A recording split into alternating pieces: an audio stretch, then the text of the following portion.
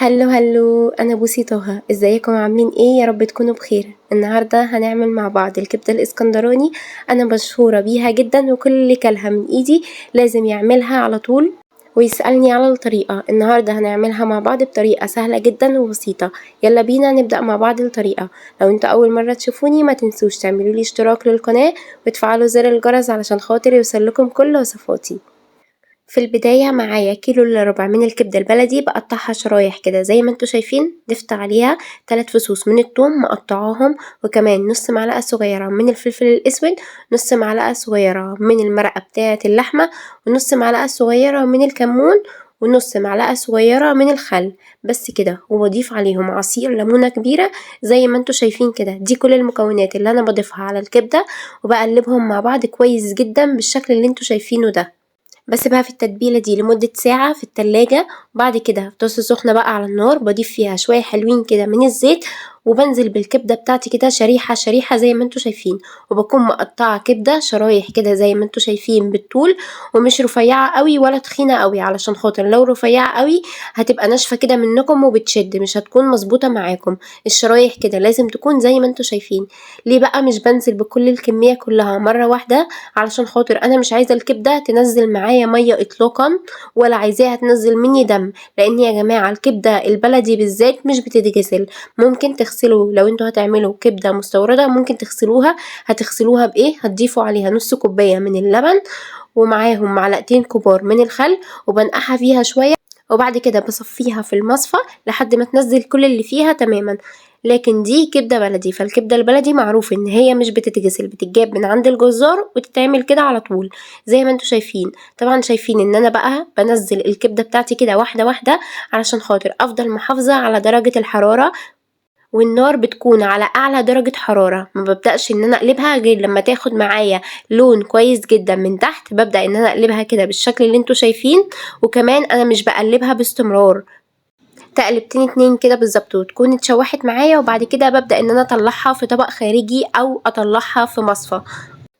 بس انا بطلعها في طبق خارجي لان انا واخده اعملها بالطريقه دي، فمش بطلع معايا اي كميه من الزيت او الدهون اللي نزل من الكبده.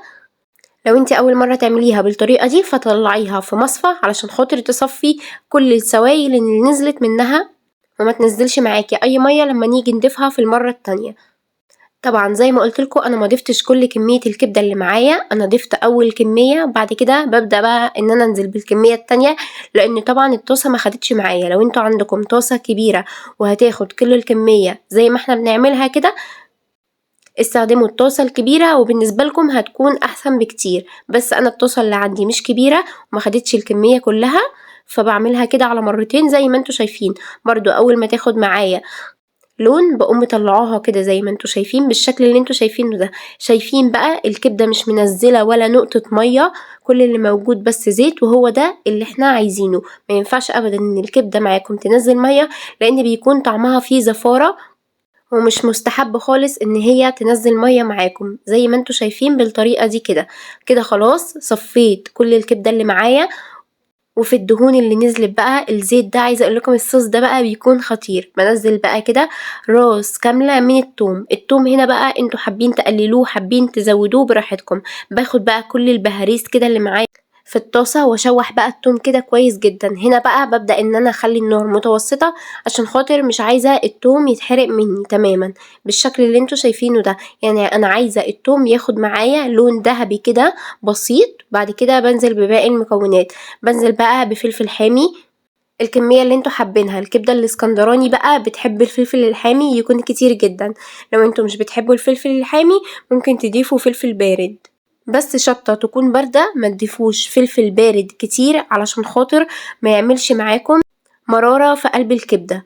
وبعد كده بضيف بقى معلقتين كبار من الخل. الخل بتاعي هنا مش مركز فضفت معلقتين كبار من الخل.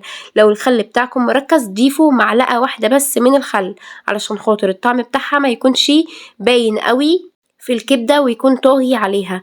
شايفين التش بقى اللي احنا عملناها دي؟ هو ده اللي انا عايزاكم تعملوها بالظبط مع الصوص مع البهاريز بقى اللي في الطاسه بالشكل اللي انتوا شايفينه ده. شايفين لون التومه بقى معانا بقى عامل ازاي؟ عايزه اقول لكم هنا بجد هتشموا ريحه خطيره.